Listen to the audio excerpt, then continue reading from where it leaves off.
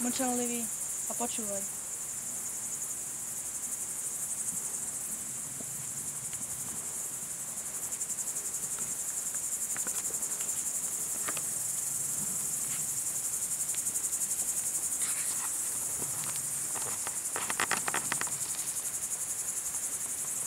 Ja som oheň krásny.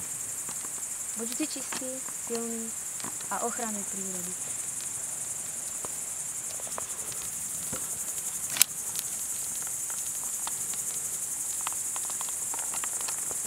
Ja som oheň pravdy.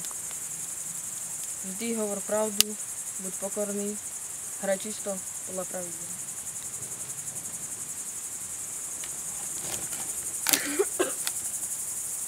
Ja som oheň lásky.